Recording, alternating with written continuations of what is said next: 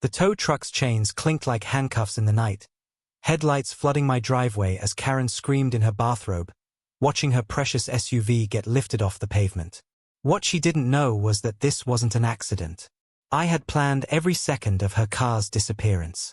My name's Mark, and I thought I had finally found peace when I bought my house on Maple Ridge. It wasn't fancy, but it was mine. 3 bedrooms, a tidy lawn, and a long driveway that was as much a symbol of ownership as it was a necessity. That driveway meant freedom. No circling for parking, no paying for spots. Just pull in, lock up, and you're home. At first, the neighborhood seemed quiet. Families waved, kids biked around, and weekend barbecues filled the air with the smell of charcoal. But peace in suburbia is always temporary, isn't it? The trouble started when Karen moved in down the street. You know the type: designer sunglasses, loud voice, and a permanent scowl like the world owed her something. Within a week, she'd introduced herself as the new HOA president. Her first offense seemed small. She parked in front of my driveway for just 10 minutes. I didn't think much of it, but those 10 minutes became an hour. That hour turned into a pattern. My driveway, the one thing I worked hard for, was suddenly her personal parking space. I didn't know it then, but her arrogance would push me to my breaking point. One Tuesday morning, I walked out to leave for work only to find her shiny SUV blocking my driveway again. She was nowhere in sight. I knocked on her door, and after 5 minutes, she finally opened it, coffee in hand, completely unfazed. "Karen," I said, forcing a smile, "could you please not block my driveway? I've got to get to work." She tilted her head and smirked. "Relax. I was running late. Besides, HOA rules allow shared use of community spaces." I blinked. "This is my driveway. It's private property. There's nothing in the HOA bylaws about parking here." Karen's smile sharpened. "Maybe not yet, but I'm working on updating them. You should be more neighborly, Mark. Don't be so uptight." That was the first time I realized she wasn't just careless, she was entitled. When I told her I'd start documenting her behavior, she laughed. "Go ahead. No one's going to take your side."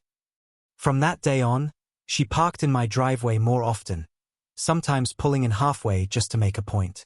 Each time I asked her to stop, she shrugged and said, "It's just a driveway. Get over it." I wasn't just angry. I was determined. Karen didn't just block my driveway, she escalated.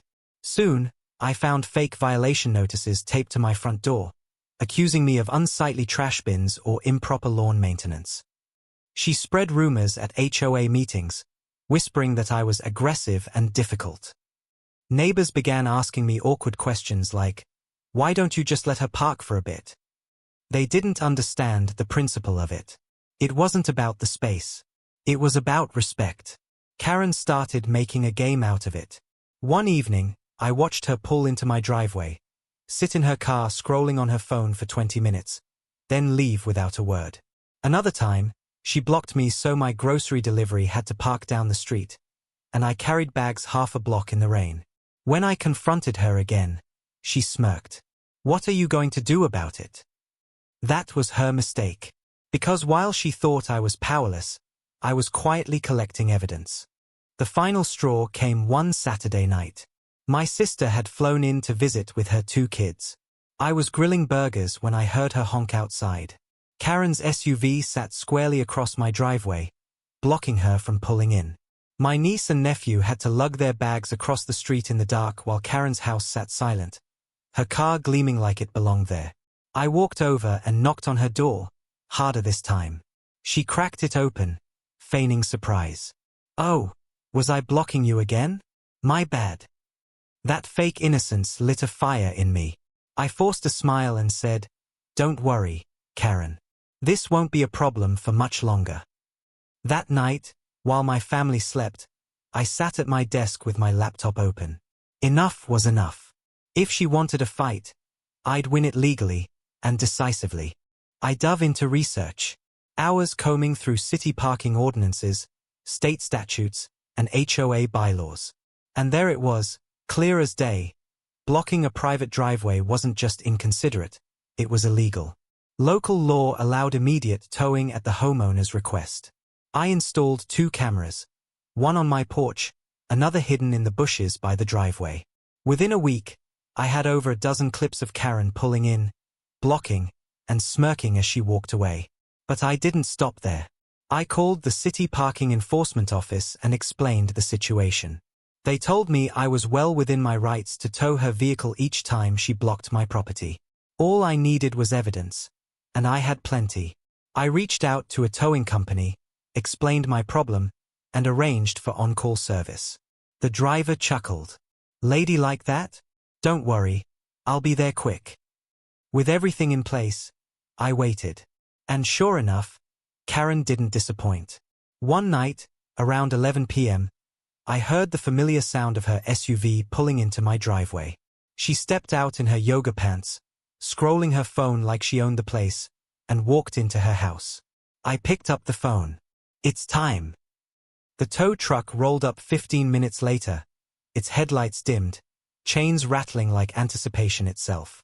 The driver worked fast, hooking the SUV in silence, the hydraulic lift groaning as her precious car tilted off the ground. I stood on my porch, arms crossed, heart pounding with satisfaction. Right on cue, Karen burst out her front door in a robe, shrieking like a banshee. "What are you doing with my car?" The driver didn't flinch. This vehicle is illegally blocking a private driveway. Talk to the owner." He pointed at me. Her face twisted as she realized. You can't do this. I'm the HOA president." I kept my voice calm. "And I'm the homeowner whose driveway you've been blocking. I've got weeks of footage and the city on speed dial. Enjoy the impound lot." The tow truck roared away with her SUV. Neighbors peeked through blinds, some even stepping onto porches to watch. Karen screamed until her voice cracked, then stormed back inside, slamming the door. For the first time in months, my driveway was clear. Karen had to pay nearly $1,000 in towing and storage fees to get her car back. She never parked in my driveway again. The HOA backed off, realizing I wasn't easy prey. Lesson learned? Know your rights, document everything, and sometimes the sweetest justice comes with a tow hook.